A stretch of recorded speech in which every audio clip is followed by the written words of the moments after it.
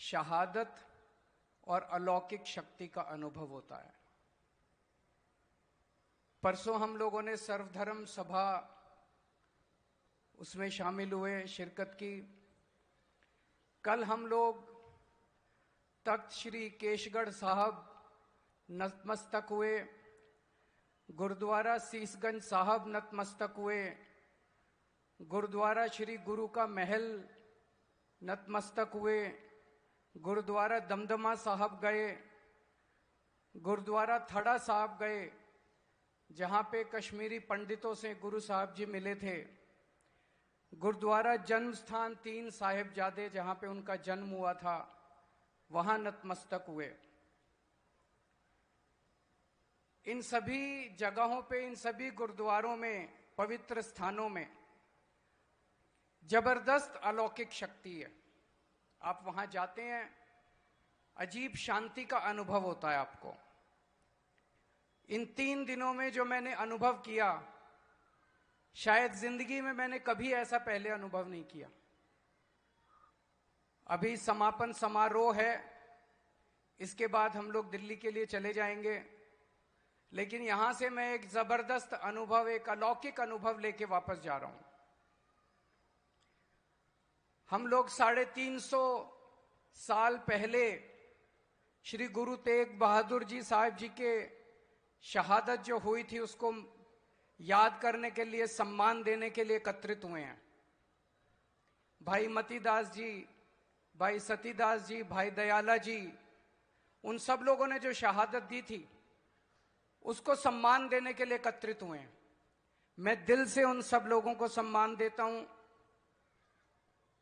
और पूरी पंजाब सरकार, पूरी आम आदमी पार्टी की सरकार पिछले कई महीनों से इस पवित्र मौके को ऐतिहासिक बनाने के लिए लगी हुई है। जैसा भी हमारे दोनों मंत्रियों ने बताया, रात दिन सुबह शाम, आप लोगों ने सोशल मीडिया पे भी देखा होगा कैसे रात को 1-1 बजे, 2-2 बजे हमारे मंत्री, हमारे विधायक, हमारे अफसर, किसी भी भक्त को किसी भी तरह की कोई तकलीफ नहीं होनी चाहिए। पूरे आनंदपुर साहब को इतना साफ सुथरा किया गया है, यहां तक कि एक टॉयलेट में मंत्री जा के खुद देख रहे हैं कि किसी तरह की कोई गंदगी तो नहीं है, सफाई का इंतजाम है कि नहीं है। ड्रोन शो का इंतजाम जिसमें उनके जीवन को दिखाया गया, लाइट एंड साउंड शो का इंतजाम, नगर कीर्तन का इंतजाम, बहुत इंतजाम किए गए हैं। लेकिन जैसा उन्होंने कहा, आप कितना भी इंतजाम करो, कुछ ना कुछ कमी तो रह जाती है। अगर कुछ कमी रही तो उसके लिए मैं माफी चाहूंगा पंजाब सरकार की तरफ से, मान साहब की तरफ से, अपने सभी मंत्रियों की तरफ से। अगर किसी चीज की कोई कमी रह गई तो हम माफी चाहते हैं। गुरु साहब जी का सबसे बड़ा संदेश क्या था? एक ओंकार, भगवान एक है। भगवान तक पहुंचने के रास्ते अलग अलग हो सकते हैं। कोई किसी रास्ते से भगवान के पास जाता है, कोई किसी रास्ते से भगवान की तरफ जाता है, कोई किसी रास्ते से भगवान को पाना चाहता है, लेकिन भगवान एक है, एक ओंकार। आज पूरी दुनिया में इतनी लड़ाइयां चल रही हैं, मजहब के नाम पे सब लड़ रहे हैं। हमारे देश में मजहब के नाम पे कितनी लड़ाइयां चल रही हैं।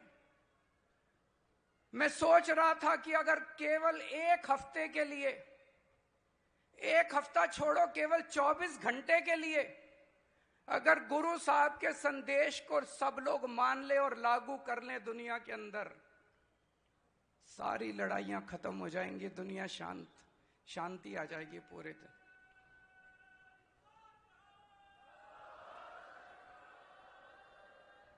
पूरी दुनिया में शांति आ जाएगी अगर एक इस वाक्य को, एक ओंकार। और सोचो गुरु तेग बहादुर जी ने क्या किया। उन्होंने दूसरे हिंदू धर्म की रक्षा करने के लिए अपने पवित्र शीश की कुर्बानी दी है।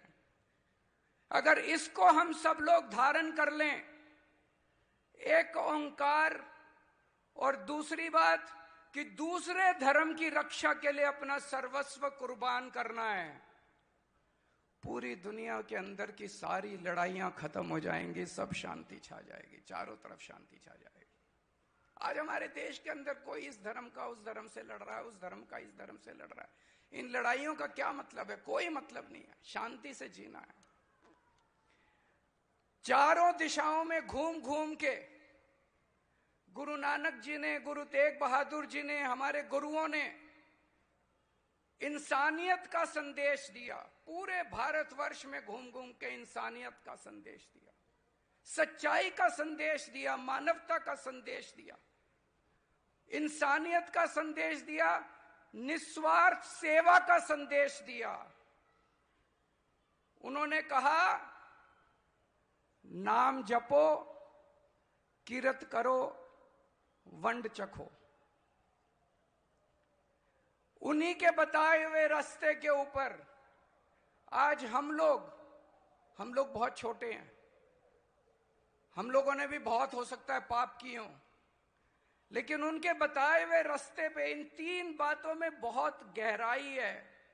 नाम जपो, कीरत करो, वंड चखो। उनके बताए हुए रास्ते पे हम अपनी जिंदगी और सरकार को चलाने की कोशिश कर रहे हैं।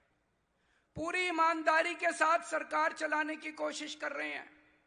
आज बहुत लोग हमसे पूछते हैं, इतना पैसा कहां से आ रहा है, इतना शानदार इंतजाम कैसे किया, इतने काम पंजाब सरकार कैसे कर रही है? क्योंकि हम गुरु साहब जी के बताए हुए रास्ते पे चल रहे हैं, ईमानदारी से सरकार चला रहे हैं, ईमानदारी से सरकार चला रहे हैं। मैंने चुनाव के वक्त भी वादा किया था, मैं जब चुनाव में पंजाब में आता था आप लोगों के बीच में, मैंने एक ही बात कही थी, ईमानदारी से सरकार चलाएंगे, आपके सरकारी खजाने का एक एक पैसा आपके ऊपर खर्च होगा।